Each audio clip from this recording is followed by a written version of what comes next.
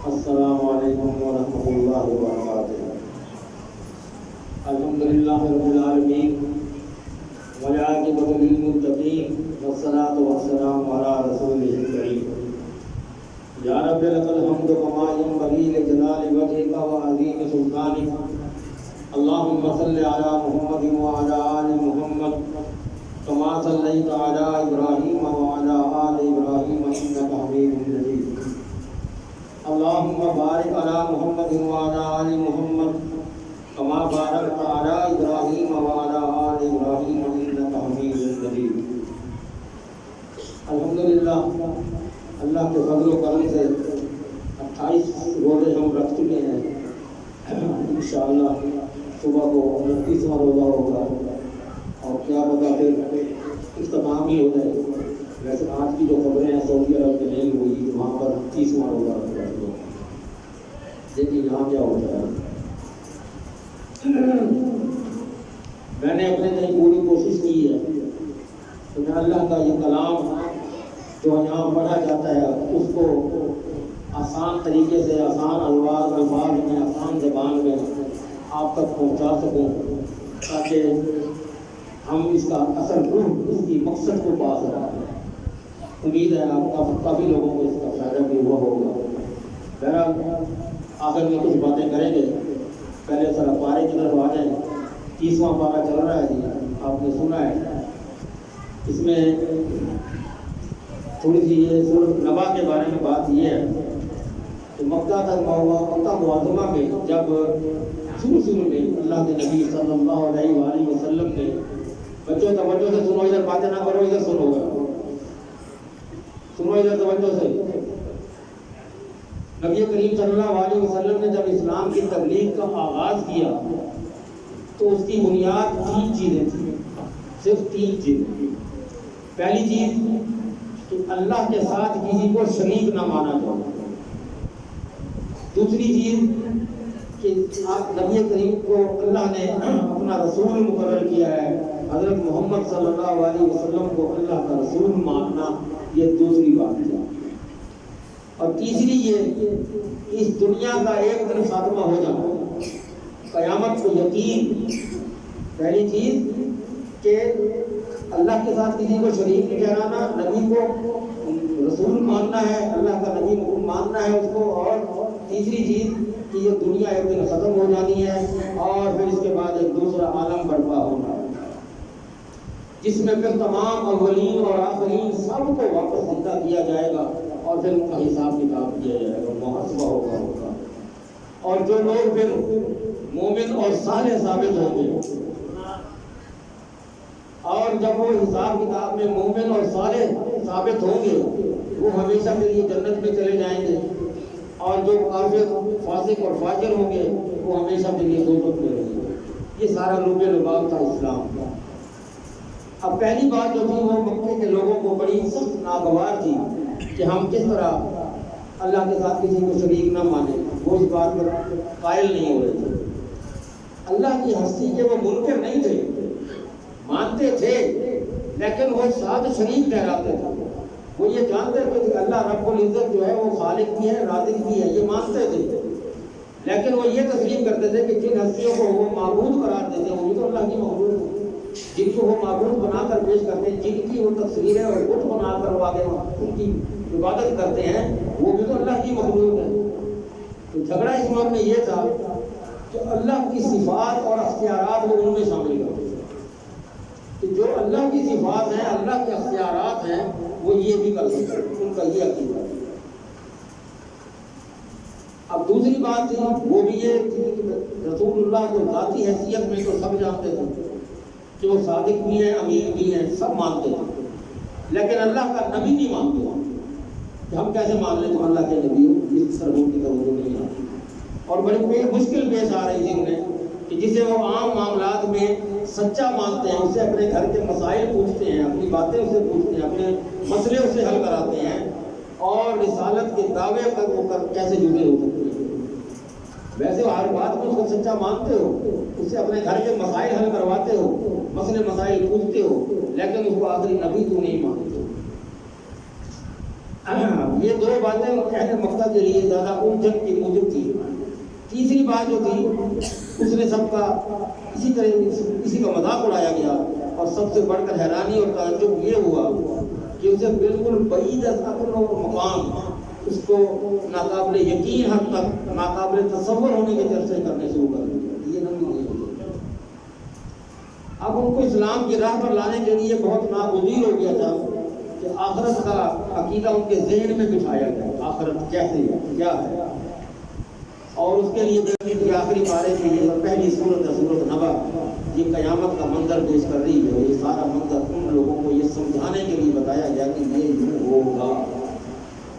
اما یتساءلون عن النبأ العظیم الذی هم فیہ مختلفون کلا سیعلمون ثم کلا سیعلمون.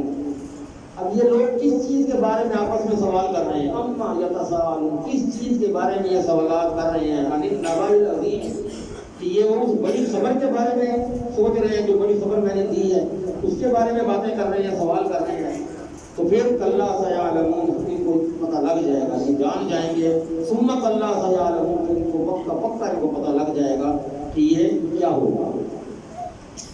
اب ان آیات میں علم غیوب کی طرف اشارہ ہے جو قیامت کی خبر سن کر مکہ کے ہر اونچا بازار اور اہل مکہ کی ہر محفل میں یہ ہو رہی تھی باتیں. اور اس کے بعد انکار کرنے والوں سے پوچھا گیا کہ تم زمین کے نظام بلکہ خود اپنے جسم اور اس کے سسٹم پر غور نہیں کرتے. یہ کوئی کھیل تماشا نہیں کہ خالق کا جب دل بھر جائے گا تو اسے ختم کر دے گا. نہیں، اس کا ایک سسٹم بنایا، ایک طریقے کے مطابق اس کو ہے. اب کیا اللہ فرما رہا ہے الم نجعل الارض مہادا والجبال اوتادا وخلقناکم ازواجا وجعلنا نومکم سباتا وجعلنا اللیل لباسا وجعلنا النہار معاشا وبنینا فوقکم سبعا شدادا وجعلنا سراجا وہاجا. اللہ اللہ کیا فرما رہے ہیں کہ کیا ہم نے زمین کو فرش نہیں بنایا تمہارے لیے کہ تم اس میں چلو پھرو، اپنی زندگی گزارو، اپنا گھر مکان بناؤ، کاروبار کرو، چلو پھر تمہارے کے لیے یہ زمین میں نے فرش نہیں بنا دی. والجبال اوتادا، یہ زمین پانی پر تھی تو یہ ٹکتی نہیں تھی. اس کو ایک جگہ ساکت کرنے کے لیے، اس کو قابو کرنے کے لیے، اس پانی کے اوپر اس کو ٹھہراؤ کرنے کے لیے اللہ نے پہاڑ مقرر کر دی. جس طرف زیادہ جھکاؤ ہوتا تھا، جدھر سے زیادہ ہلتی تھی، اللہ نے پہاڑ بنا دی. اور پہاڑ بھی اوتادا، اللہ فرماتا ہے کہ میں نے ریخوں کی طرح، کینوں کی طرح ٹھوک دیے، ہل نہیں سکتے ہو، اتنے ان کی جڑیں بن گئی. وخلقناکم ازواجا، اور پھر میں نے تمہارے مرد عورتیں جوڑے جوڑے بنائے. وجعلنا نومکم سباتا، میں نے تمہارے آرام کرنے کے لیے نیند کو بنایا. یہ نیند نہ ہوتی انسان 24 گھنٹے جاگ سکتا تھا، کیا اس کا حال ہوتا. آپ ایک دن بھی اگر جاگ لیں تو کیا اثر ہو جاتا ہے. تو اللہ فرماتا ہے کہ میں نے نیند جو بنائی ہے وہ تمہارے آرام کے لیے بنائی ہے. وجعلنا النہار معاشا، اور میں نے دن کو بنایا ہے تم اس میں اپنی معیشت کا کام کرو، اپنا کاروبار کرو، اپنی روزی تلاش کرو، اللہ کا فضل تلاش کرو. وَبَنَيْنَا فَوْقَكُمْ سَبْعًا شِدَادًا،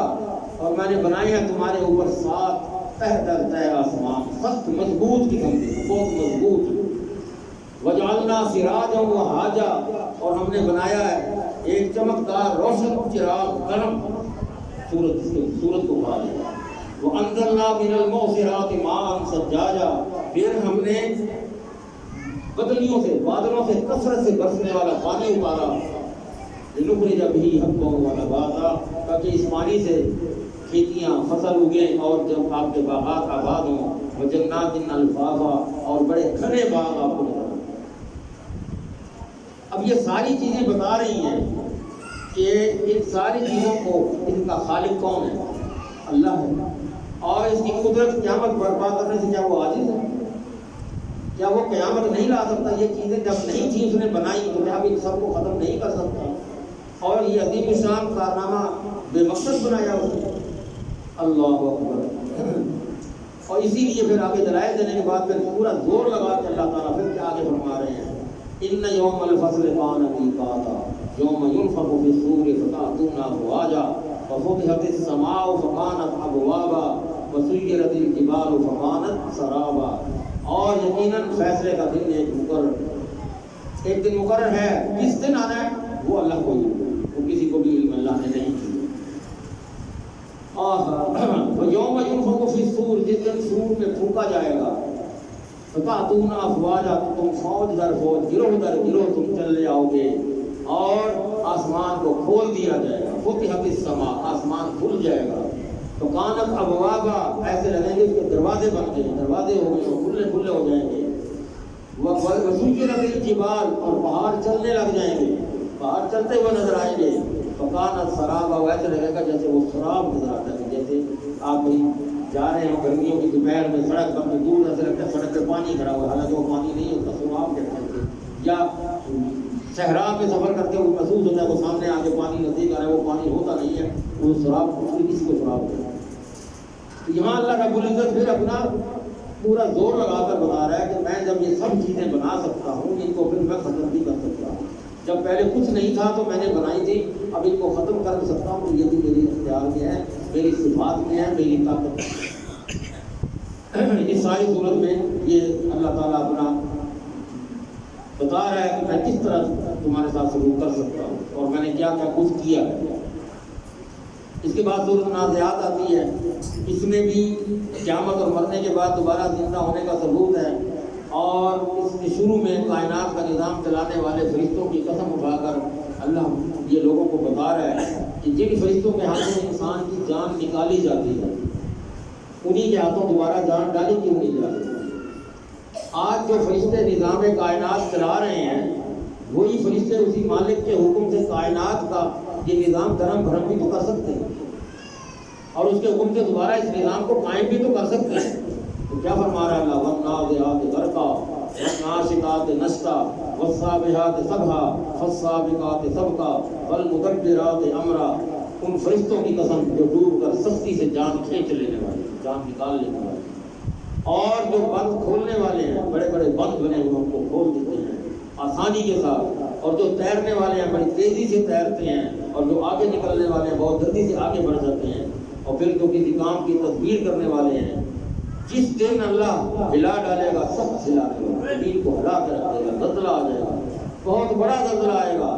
اور کئی دن دھڑکنے والے ہوں گے، ان کی آنکھیں جھکی ہوئی ہوں گی، وہ شرم کے مارے زمین کی طرف پھنسے جا رہے ہیں۔ اللہ اکبر۔ پھر یہاں اللہ تعالیٰ جہنم میں جانے والے اور جنت میں جانے والے مستحق لوگوں کے بارے میں بتا رہا ہے کہ جنت والے جانے والے کون لوگ ہوں گے اور جہنم میں جانے والے کون لوگ ہوں گے۔ فَإِذَا جَاءَتِ الطَّامَّةُ الْكُبْرَىٰ يَوْمَ يَتَذَكَّرُ الْإِنسَانُ مَا سَعَىٰ وَبُرِّزَتِ الْجَحِيمُ لِمَن يَرَىٰ فَأَمَّا مَن طَغَىٰ وَآثَرَ الْحَيَاةَ الدُّنْيَا،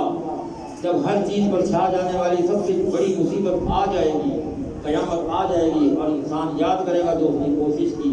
اور جہنم اس شخص کے لیے ظاہر کر دی جائے گی جو دیکھتا ہے، جس کو پتہ ہے کہ میں کس طرح میرے انجام کیا ہے اور میں نے کیا کرتے آیا ہوں، جو حد سے بڑھ کر آئے، انہوں نے اپنی حدیں کراس کر دی، اس نے دنیا کی زندگی کو ترجیح دی ہے،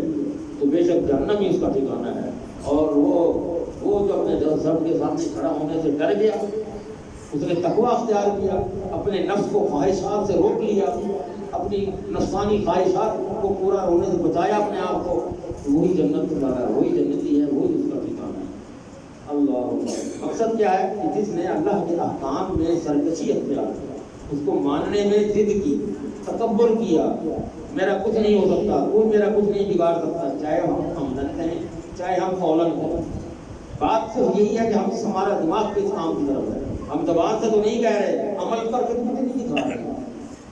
ہمارے عمل بھی تو ویسے ہی ہیں۔ جیسے مثال ہے کہ میں اپنے کسی بچے کو کہتا ہوں مجھے پانی کا گلاس دو، اچھا بس، میں دوسری دفعہ کہوں گا پانی دو، اچھا جی، تیسری دفعہ پانی دو بھائی، اچھا جی، میرا بڑا فرما بردار بیٹا ہے، اچھا جی، انکار نہیں کرتا، 2 گھنٹے سے پانی مانگ رہا ہوں، پانی نہیں دے رہا۔ یہی کہ ہم مان تو رہے ہیں اللہ کو، مان تو کس طرح مان رہے ہیں کہ ہم جب کام کا وقت آتا ہے تو ہم منہ پھیر دیں، پھر ہمارے پاس وہ دلیلیں بھی نہیں ہیں کہ ہم کیا کریں، پھر اللہ کیوں نہ پکڑے آپ تو وہی تو اللہ بار بار کہتا ہے کہ ان کے کان نہیں ہے تو وہ نہیں سنتے، ان کے دماغ نہیں ہے وہ نہیں سوچتے، آنکھیں نہیں ہے وہ نہیں دیکھتے، سب کچھ ہونے کے باوجود بھی، سب کچھ دیکھنے کے باوجود بھی کوئی مان نہ لائے۔ سورۃ عبس شروع ہو گئی، عبس وتولی ان جاءہ الأعمى، بڑا اچھا تعظیم واقعہ ہے۔ اللہ کے نبی صلی اللہ علیہ وآلہ وسلم مسجد نبی میں تشریف فرما ہے، اور کچھ شہر کے یا مکے کے کچھ سردار آپ کے پاس آئے بیٹھے تھے، آپ ان سے گفتگو کر رہے تھے، تو عبداللہ ابن مکتوم ایک نابینا صحابی وہ چلتے آ رہے تھے پیٹرول کے لوگ جیسے آ رہے ہیں نبی کریم صلی اللہ علیہ وسلم کے قریب آ رہے تھے، کوئی بات پوچھنا چاہتے ہوں گے، آپ نے ذرا ان کو دیکھ کر تھوڑی سی ناگواری کا اظہار کیا اور منہ پھیر دیا، ادھر منہ پھیر دیا، اور جو مکہ کے جو بیٹھے ہوئے تھے سردار جن سے بات ہو رہی تھی، جن کو دین کے بارے میں بتایا جا رہا تھا، ان کی طرف متوجہ ہو گئے، اس سے منہ پھیر دیا کہ اب کہاں اس وقت آگے ٹائم ضائع کرے گا، میں ان سے دین کے ساتھ بیٹھا ہوں، ان کی بات تو پوری ہونے نہیں دوں، ان سے بے پرواہی کی، منہ پھیرا، اللہ کو پسند کیا، اللہ نے فوراً قرآن نازل کیا، ابس وتولی ان جاءہ اللہ، انہیں منہ پھیر لیا اس وقت جب وہ نابینا تیرے پاس چل کر آ رہا تھا، نابینا کو دیکھ کر تم نے ماتھے پر تیوری چڑھائی اور منہ پھیر لیا، وما یدریک لعلہ یزکیٰ، تجھے کیا پتا، تجھے کیا پتا، تجھے کیا معلوم ہو کہ کتنی پاکیزگی وہ حاصل کر لیتا، تیرے پاس بیٹھ کر کتنا پاکیزہ ہو جاتا، کتنی باتیں ہوتی اس سے حاصل کر جاتا، وما علیک اللہ یزکیٰ، اور جو بے پرواہ ہو جائے تیری بات نہ سنے تو اس کی کیوں فکر کرتا ہے، ان کی فکر کر رہا ہے تو تیری بات سننا نہیں چاہتے، وہ جو پرواہ نہیں کرتے، اور جو تیرے پاس چل کر آ رہے ہیں تو ان سے منہ پھیر رہا ہے، اللہ اکبر، حالانکہ تیری اس پر کوئی مال ہے اللہ جیسا، تیرے پر ذمہ داری نہیں ہے، یہ فرض بنی کہ تم نے ان کو پاک کر کے چھوڑنا ہے، تیرا کام میں نے تیرے ذمہ لگایا، میرا پیغام پہنچا دے، مانتے ہیں نہیں مانتے وہ آگے تیرے پاس کچھ تک آتی ہے، نہیں مانتے تو میں ان کے لیے بیٹھا ہوں، مانتے ہیں وہ تیرے ساتھی بن گئے، وہ تیرے ساتھ چلے گئے، اور جن تیرے ساتھ ہی وہ جنت تک آئے، اللہ، اور جو ڈر رہا ہے تو اس سے بے توجہی کرتا ہے، وہ ڈرتا ہے، وہ تقویٰ اختیار کرنے والا تیرے پاس چل کر آ رہا ہے تو مجھے ایسا نہیں کرنا چاہیے تھا، یہ قرآن تو ایک نصیحت ہے، جو چاہے اسے قبول کر لے، یعنی اللہ کے ہاں اہمیت صرف ان لوگوں کی ہے جو اللہ کے دین کو قبول کرتے ہیں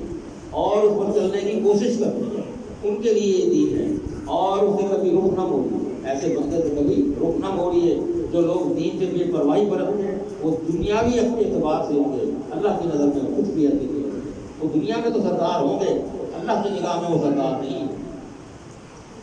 اللہ اکبر، سورۃ تطہیر ہے جی، اس میں بھی دو موضوعات، قیامت کے سارا پورا پارا اس طرح ہے، قیامت برپا ہونے کے مناظر اب تفصیل کا آ رہا ہے نا،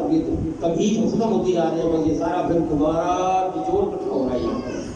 قیامت برپا ہونے کے مناظر ہیں، رسالت کی حقیقت بیان کی گئی ہے، قیامت دو حصوں میں قائم ہوگی، پہلے حصے میں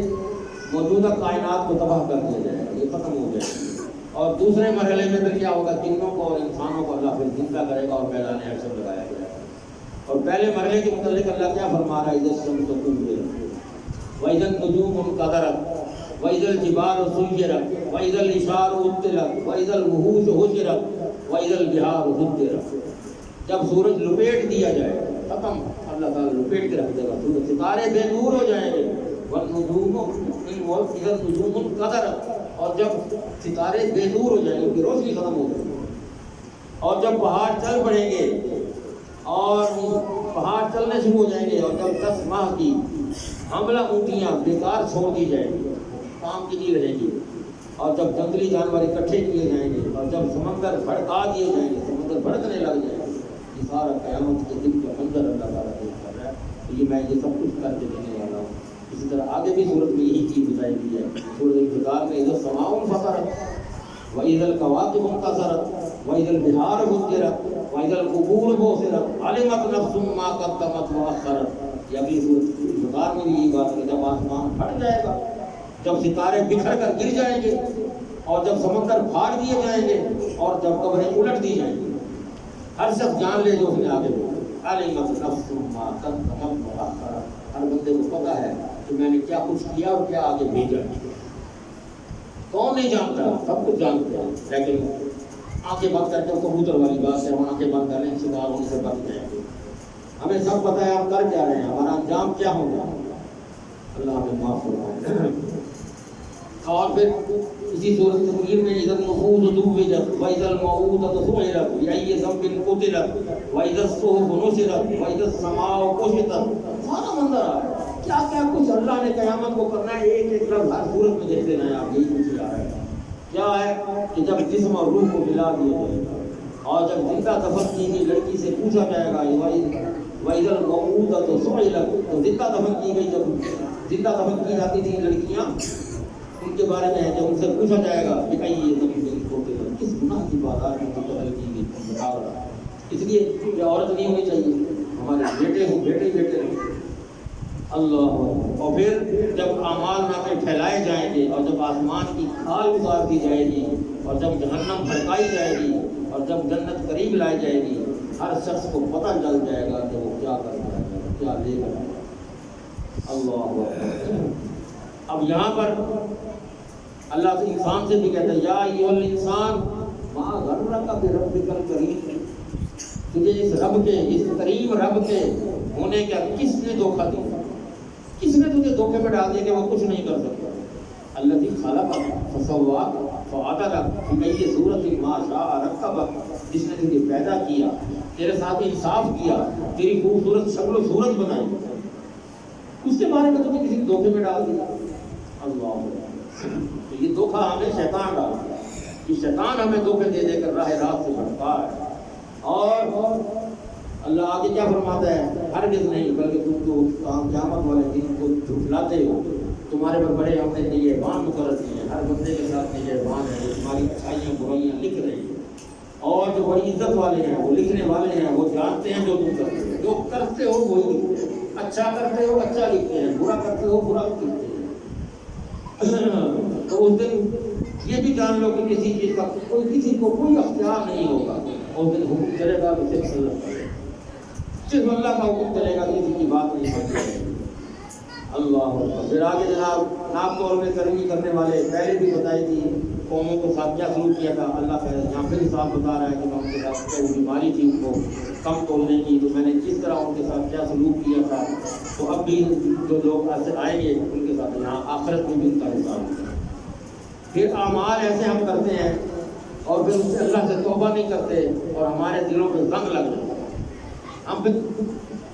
اس میں گمراہی میں گرتے ہی جاتے ہیں. کلا بل ران علی قلوبہم ما کانوا یکسبون, یہ بالکل زنگ بن کر چھا گیا ان کے دلوں پر جو کچھ وہ کر رہے ہیں.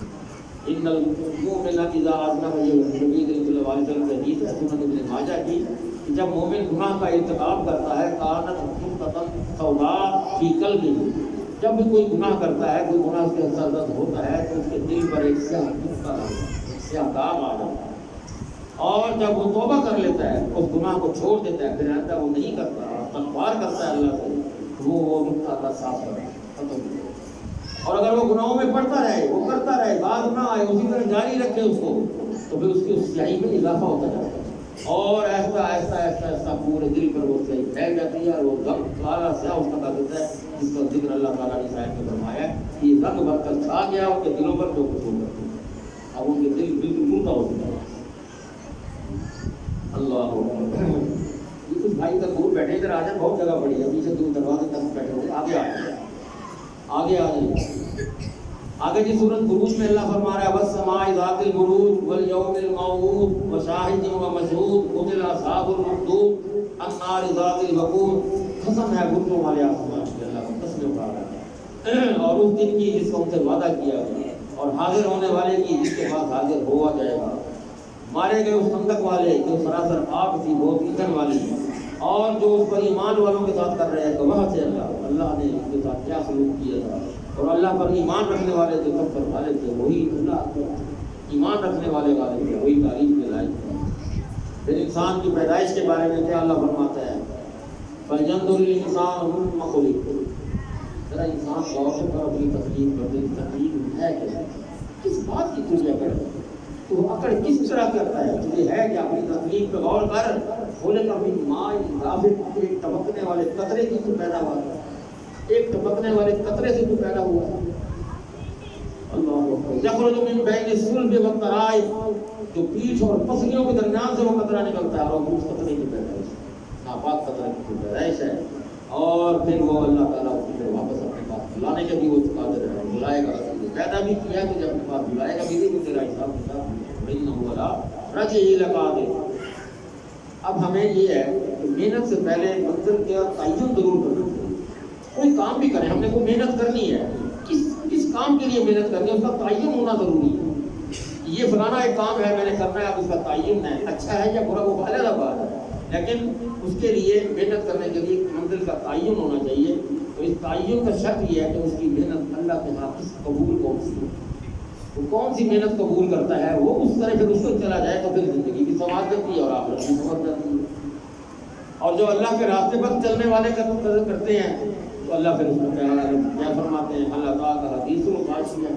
وجوہ یومئذ خاشعہ عاملۃ ناصبہ تصلیٰ نارا حامیہ تسقیٰ من عین آنیہ۔ کیا تیرے پاس ڈھانپ لینے والے کی خبر نہیں پہنچی کہ سب کچھ ڈھانپ کے بتانے والے ہیں؟ اب اس دن کئی چہرے ذلیل، وجوہ یومئذ خاشعہ، کئی چہرے ایسے ہوں گے جن کو ذلیل کیا جائے گا اور محنت کر کر کے تھک گئے ہوئے ہوں گے، اتنا تھک کر آئے ہوں گے کسی کے لیے حرام کام کو،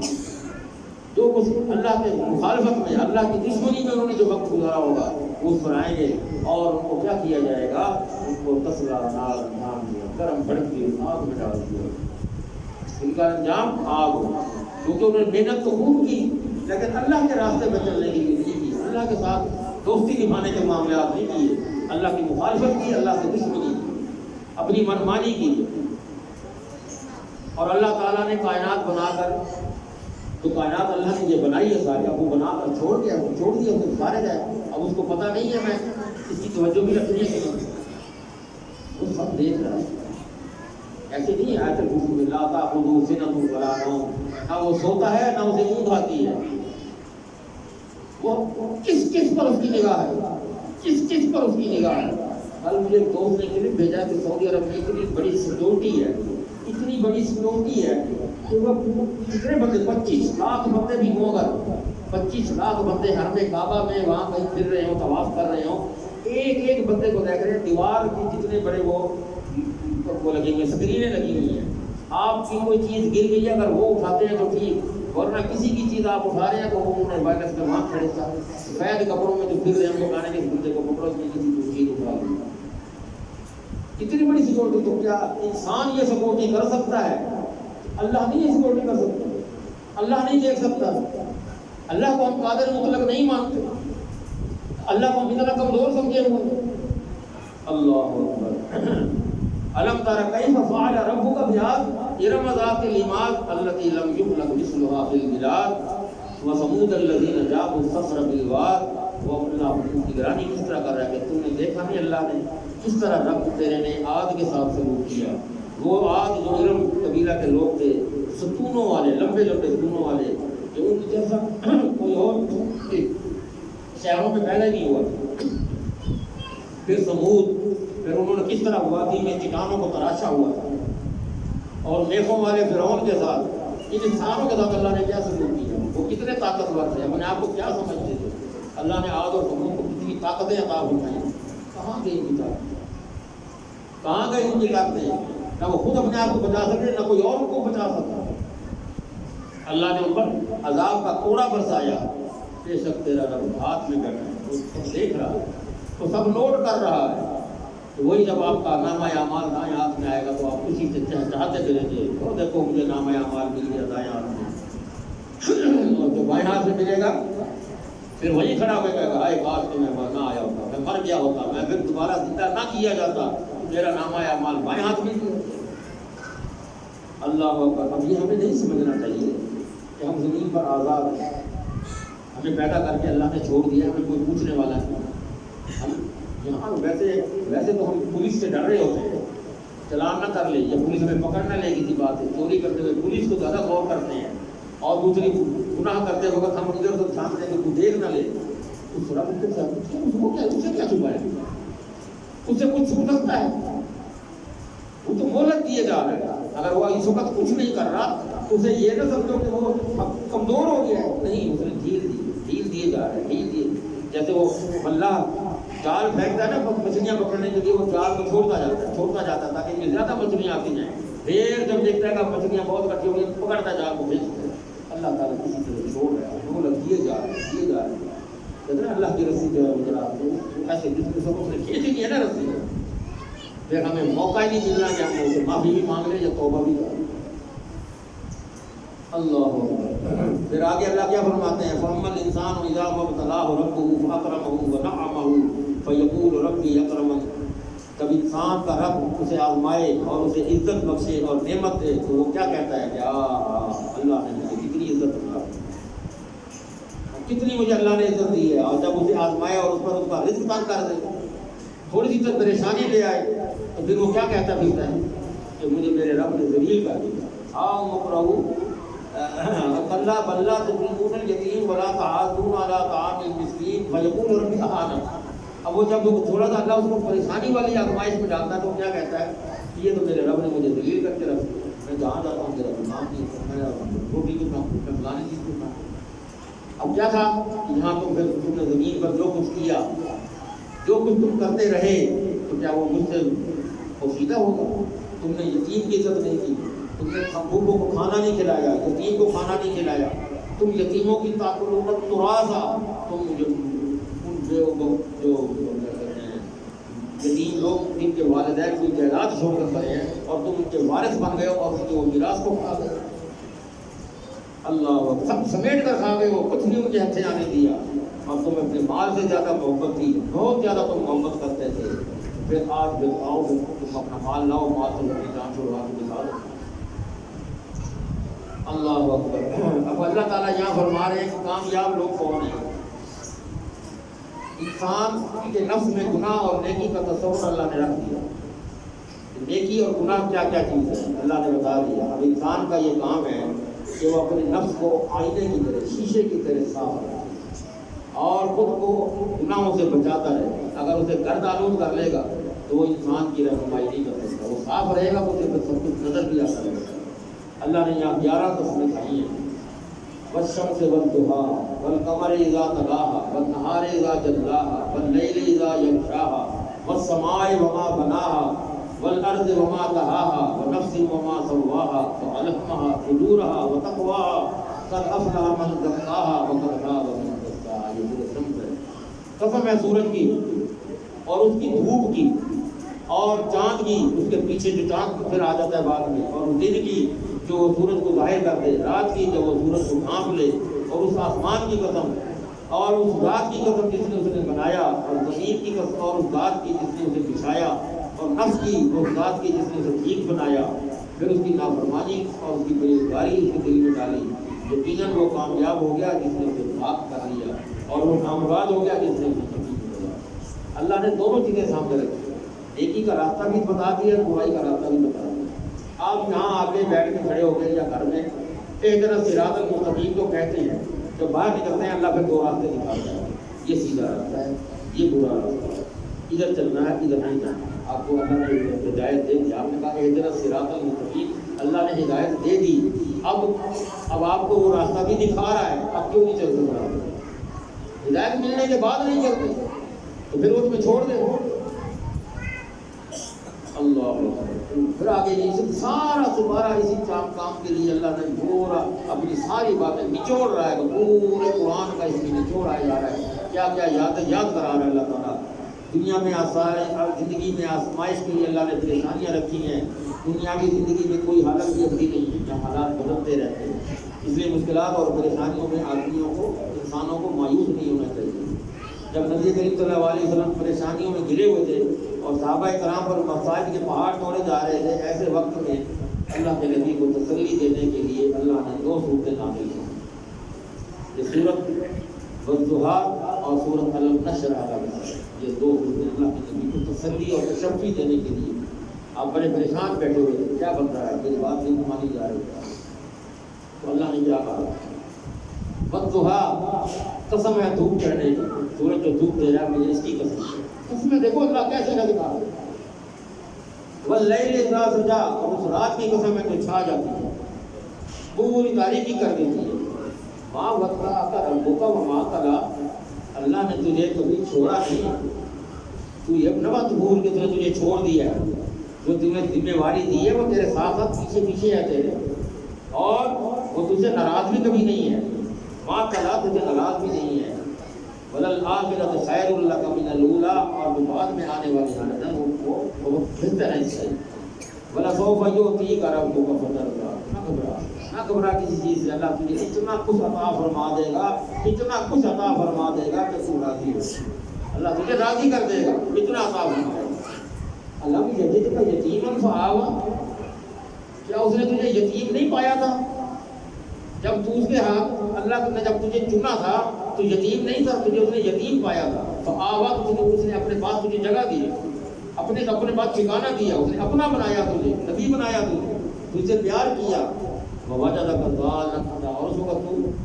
کہاں کہاں دھکے کھاتا پھر رہا تھا، اس نے کیا تیرے ساتھ کیا، ووجدک عائلا فاغنی، پھر اس نے تجھے غنی کر دیا، اس نے تجھے ہر چیز عطا کی، مال و دولت بھی عطا کیا، تجھے خاندان بھی عطا کیا، بچے بھی عطا کیے، اب تو نے کیا کرنا ہے، محمد یتیم فلا تقہر، اب تو کبھی خود بھی یتیمی کا دور دیکھ چکا ہے، خود بھی تو یتیمی کا دور دیکھ چکا ہے، فلا تقہر، کبھی یتیم کو جھڑکنا نہ، کبھی یتیم کو جھڑکنا نہ، بھول کے بھی نہ جھڑکنا، واما السائل فلا تنہر، اور مانگنے والے کو کبھی ڈانٹنا، تو مانگنے آ جائے نہیں دے سکتے، بڑی عزت سے اس کو کیا ہے جواب دے دو، ڈانٹو نہیں، ہو چل وقت وہ یہ کام کرتا ہے، وہ بھولی مانگتا ہے، مت ڈانٹو، مت ڈانٹو سے، اللہ خود قرآن میں واما السائل فلا تنہر، تو نبی کو کہا جا رہا ہے تو ہم کیا چیز ہے کہ کبھی مانگنے والے کو چھڑک کے ڈانٹ دے، ڈانٹو نہیں، واما بنعمت ربک فحدث، اور جو نعمتیں تجھے رب نے بیان عطا فرمائی ہیں ان کی تو بیان کیا کروں گا، شکر ادا کیا کروں، رب کی نعمتوں کو بیان کیا۔ پھر یہاں پر یہ علم نشرح لک صدرک، کہ ہم نے تیرا سینہ کھول نہیں دیا، ہم نے تجھ سے تیرا بوجھ اتار دیا، سارا بوجھ اپنے پاس لے لیا، تیرا بوجھ ختم کر دیا، اور جس نے اس بوجھ نے جو تیری پیٹھ توڑ کے رکھ دی تھی، ہم نے تیرا ذکر بلند کیا، اللہ ورفعنا لک ذکرک، ہم نے تیرا ذکر کو اتنا بلند کیا۔ آج غور کریں، دنیا کے کسی کونے پہ چلے جائیں جہاں اللہ کا ذکر ہے وہاں نبی کا ذکر ہے کہ نہیں؟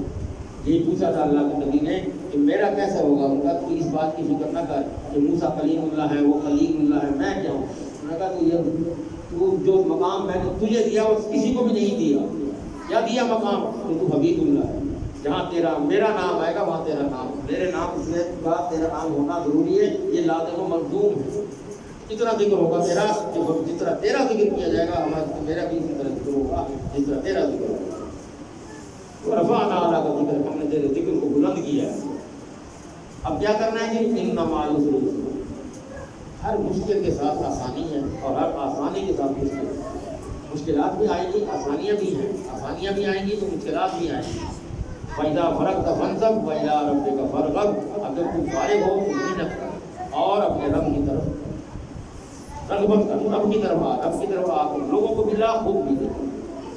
اب یہاں پر اس ایک اور صورت ہے جی، صورت عادیات، اس میں اللہ تعالیٰ گھوڑے کے بارے میں بات، لیکن اللہ کی تصویر کتنا آسان، کتنی یہاں اللہ کو گھوڑوں کی پالتو جانور ہے گھوڑا، اس گھوڑے کی اللہ کیا قسم کھا رہا ہے، اور ایک گھوڑا آپ لیتے ہیں، اسے پالتے ہیں، کھلاتے پلاتے ہیں، وہ آپ کے ساتھ رہنا عادی ہو گیا ہے، وہ آپ کی ہر بات سنتا ہے، آواز سنتا ہے، آپ کہتے ہو بیٹھ جاؤ وہ بیٹھ جاتا ہے، آپ کہتے ہو کھڑے ہو جاؤ وہ کھڑا ہو جاتا ہے۔ اللہ یہ بتا رہا ہے کہ تم جانور کو سکھاتے ہو وہ تمہارا شکر گزار ہوتا ہے۔ اب آگے کیا بات ہوگی، اب تم اسے جنگ میں لے کے جاتے ہو، اب دشمنی جنگ میں جو ہو رہی ہے انسانوں کی ہے نا، جانوروں کی تو نہیں ہے۔ آپ گھوڑے کی پیٹھ پر بیٹھ کر جنگ لڑنے جا رہے ہیں، اس کو تیر آ کے لگتا ہے وہ مر جاتا ہے، وہ کہہ سکتا تھا گھوڑا لڑائی تیری اس کی ہے، مجھے کیوں بیچ میں جھونک رہا ہے بھائی، جان وہ اپنی بھی دے رہا ہے، پھر اللہ کیوں ہم گھوڑوں کی قسم کھاتے ہیں؟ اس کی تو کوئی جنگ نہیں تھی، اس کی تو کسی سے کوئی دشمنی نہیں تھی۔ یہاں اللہ کہہ رہا ہے وَالْعَادِيَاتِ ضَبْحًا فَالْمُورِيَاتِ قَدْحًا فَالْمُغِيرَاتِ صُبْحًا فَأَثَرْنَ بِهِ نَقْعًا فَوَسَطْنَ بِهِ جَمْعًا إِنَّ الْإِنسَانَ لِرَبِّهِ لَكَنُودٌ وَإِنَّهُ عَلَىٰ ذَٰلِكَ لَشَهِيدٌ وَإِنَّهُ لِحُبِّ الْخَيْرِ لَشَدِيدٌ۔ قسم ہے ان گھوڑوں کی، جب وہ دوڑتے ہیں ان کی آواز نکلتی ہے سانسوں کی، ان کے ہانپنے کی آواز ہوتی ہے، اللہ قسم ہے، اور وہ دوڑتے ہوئے آتے ہیں، جو سم اپنی جو سم مارتے ہیں نا پاؤں زمین پر، ان سم مارنے سے چنگاریاں نکلتی ہیں، اللہ ان کی قسم کھا رہا ہے۔ اور پھر وہ جو گھوڑے صبح کے وقت حملہ کرنے والے ہیں اور پھر وہ مٹی اڑا کے دوڑتے ہیں، اور وہ پھر ایک بہت بڑی جماعت میں جا کے گھس جاتے ہیں، گھوڑے پہ آپ بیٹھے ہوئے کافروں کی جماعت میں وہ گھسا جانا جا رہا ہے، اس کو نہیں پرواہ کہ میں بھی ختم ہو جاؤں گا، میں مار دیا جاؤں گا،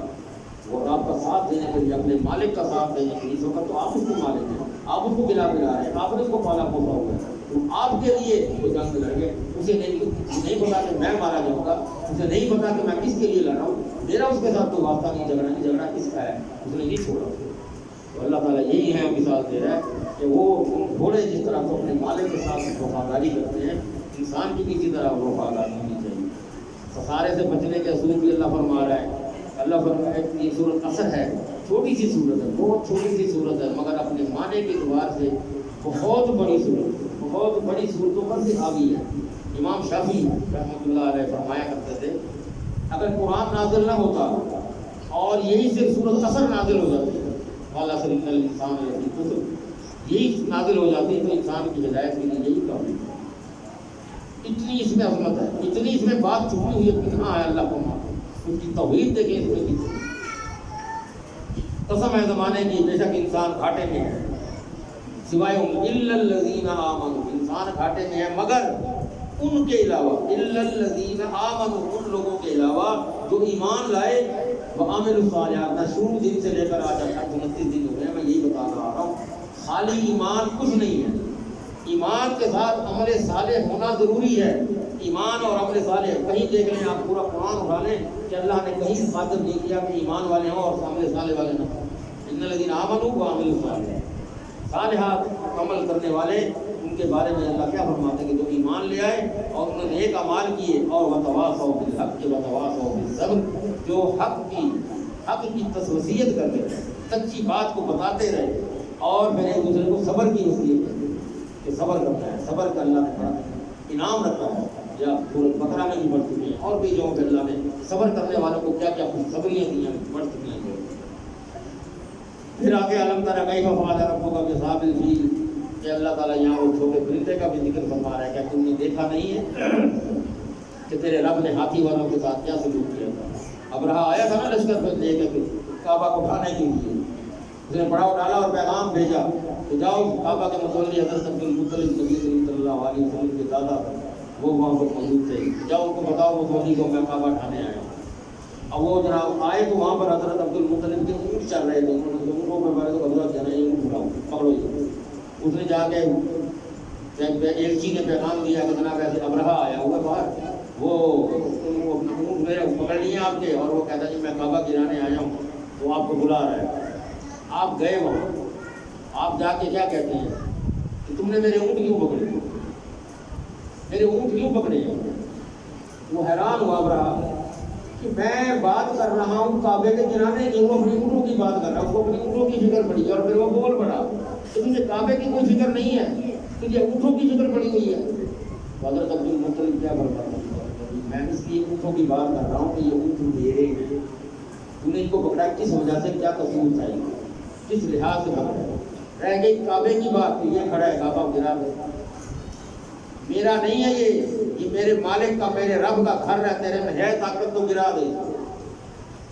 یہ تھا یقین اللہ پہ، یہ ہوتا ہے یقین رب پہ، یہ اس کا گھر ہے، وہ کہتا ہے یہ میرا گھر ہے، بیت اللہ ہے، یہ اللہ کا گھر ہے، تو اللہ اپنے گھر کی حفاظت نہیں کرنا چاہتا؟ تو آیا اس کو کھانے کے لیے اٹھا، تو کیا ہوا؟ اللہ نے پھر ابابیل، آپ نے دیکھا ہوگا جو مکے گئے ہوئے ہیں وہاں پر پرندہ چڑیا سے بھی چھوٹا سا پرندہ ہے، اس کی چونچ کتنی بڑی ہوگی، کتنی بڑی چونچ ہوگی، اس نے چونچ میں اللہ نے پتھر ایسی چھوٹی چھوٹی کندریاں انہوں نے کھائی، حکم ہوا فرض پڑو۔ وہ ابابیل ایک کندری لا کے جو مارتی تھی، تفاسیر میں لکھا ہوا ہے کہ وہ کندری جب گرتی تھی جس چیز پر بھی گرتی تھی وہ تباہ ختم کر کے رکھتی تھی، ختم ہو جاتی، ایٹم بم کی طرح پھٹتی تھی۔ اللہ نے بچایا اپنے گھر کو کہ نہیں بچایا؟ آیا تھا وہ بڑا کعبے کو گرانے کے، اللہ نے ابابیل سے مروا، وہ کیا کر سکتا ہے؟ کس بات کا ہم اس کو بتائیں کہ ہم واپس سوچیں؟ یہ قرآن کو پڑھنے سے ہماری آنکھیں کھلیں گی، ہمارا دماغ روشن ہوگا کہ وہ کیا کرنے والا ہے، اس کی طاقت میں اس کے کیا کم منصوبے ہیں، ہم کیوں نہیں اس کی طرف راغب ہیں، کیوں نہیں اس کی طرف ہمارا ہے۔ پھر آخرت کا انکار کرنے والوں کی بھی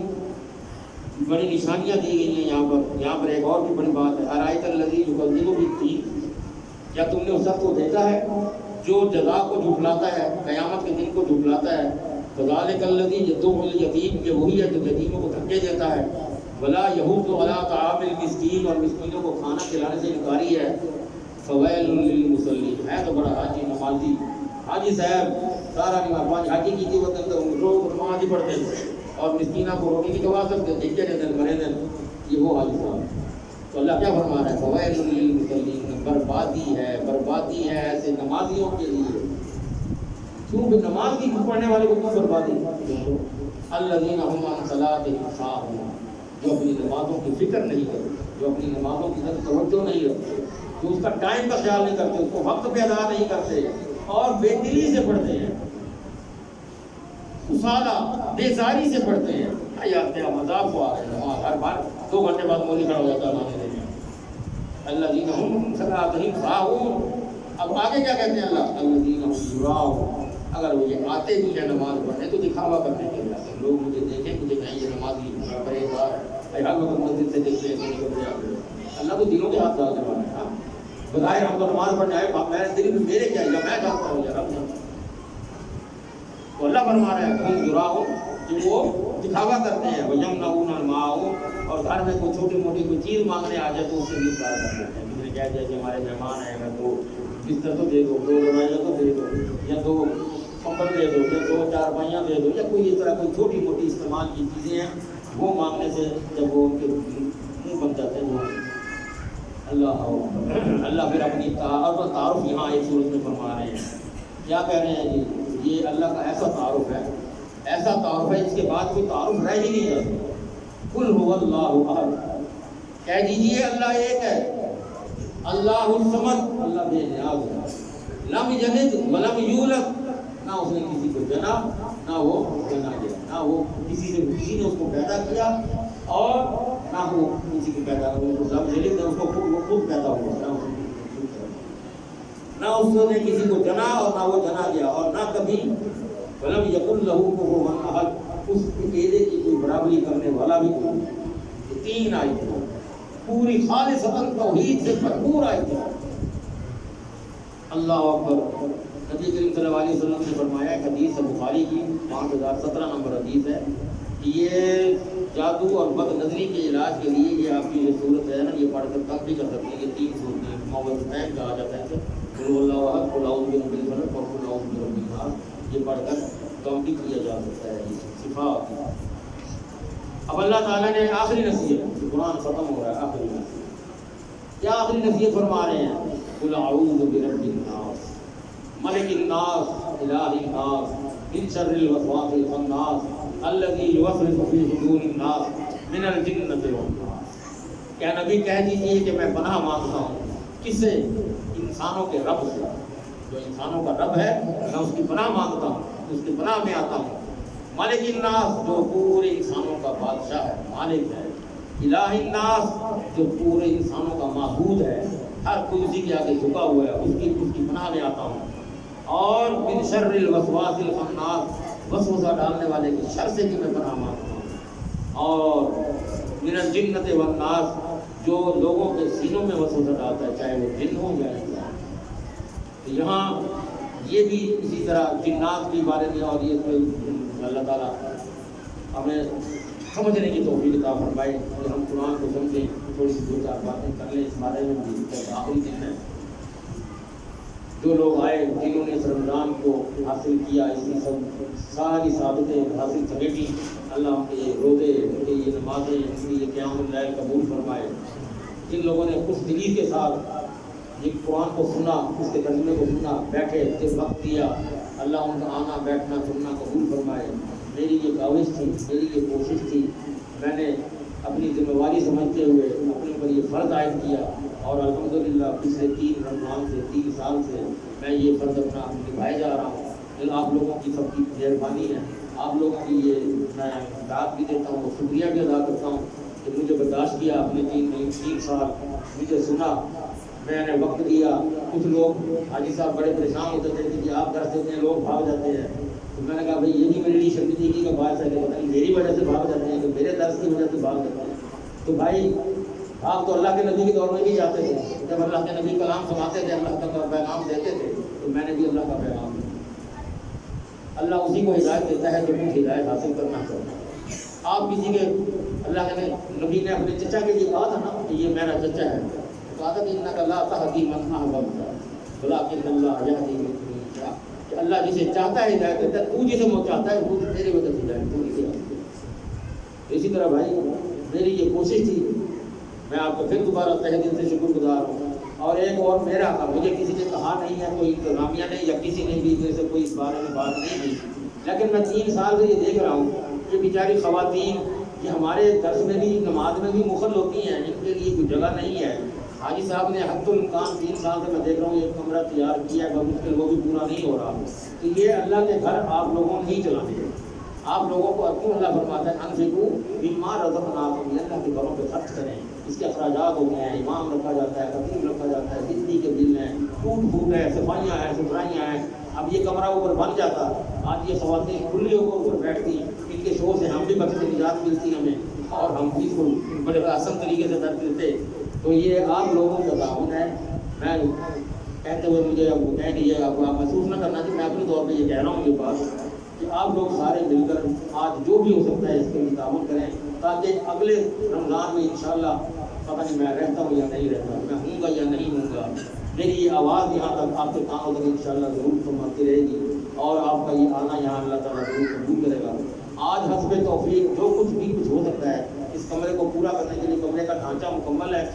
اور واش روم بھی 2 بنے ہوئے ہیں، ابھی ان کو کمپلیشن کرنا ہے، بجلی پانی یہ وہ سارا اوپر پہنچانا ہے، اس کے لیے کچھ پیسے چاہیے ہوتے ہیں۔ تو میں سمجھ رہا ہوں کہ یہ نہیں جو کمپلیٹ ہو رہا، کچھ رکا ہوا ہے پیسے نہ ہونے کی وجہ سے، تو یہ آپ سب لوگوں کا اپنا ایک اللہ کا گھر ہے، آپ لوگوں کا یہ گھر ہے، آپ لوگ یہاں سے مستفید ہوتے ہیں۔ آج جو کچھ بھی اس کے لیے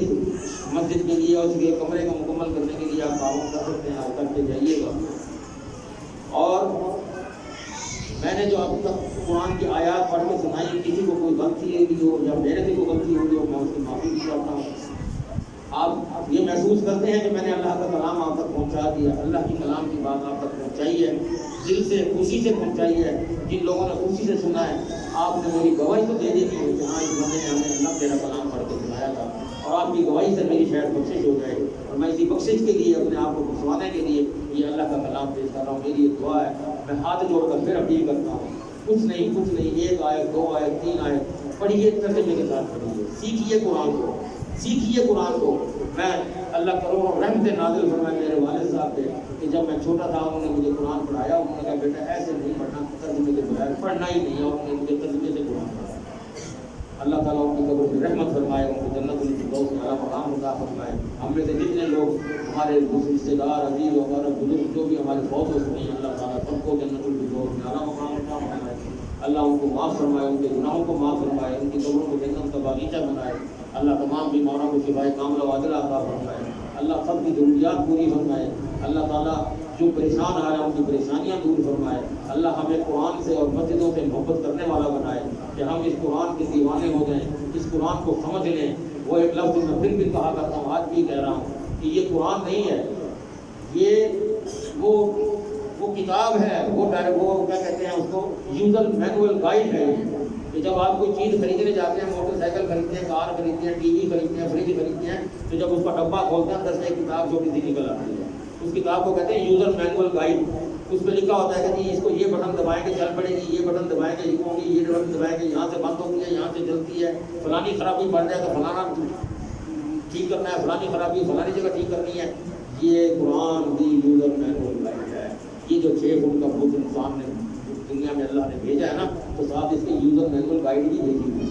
یہ یوزر مینول گائیڈ ہے، اسے پڑھتے جاؤ، اپنی غلطیاں درست کرتے جاؤ، اسے پڑھتے جاؤ، اپنی خرابیاں خود ٹھیک کرتے جاؤ۔ اس کے لیے کوئی پروگرام بنا رہے تھے کہ اپنی جی آپ سلسلے کو کس طرح ختم کیا، آپ سال بعد میرے کو نظر آتے ہیں، تو میں نے کہا جی آپ لوگ درس رکھ لو، ہفتہ روزہ رکھ لو، 15 روزہ رکھ لو، جیسے آپ مناسب کریں۔ آپ سب لوگ حاجی صاحب کے ساتھ تعاون کر کے اسے پوچھ لیں کہ کس طرح کون سا دن رکھا جائے کہ اس میں ہم قرآن کو یہاں پر ترجمے کے بعد 2 4 رہ کے پڑھ کے سیکھنا شروع کر دیں۔ اللہ تعالیٰ ہمارا ہم ناصر ہو۔ جزاکم اللہ خیرا۔ قولی ھذا واستغفر اللہ لی ولکم۔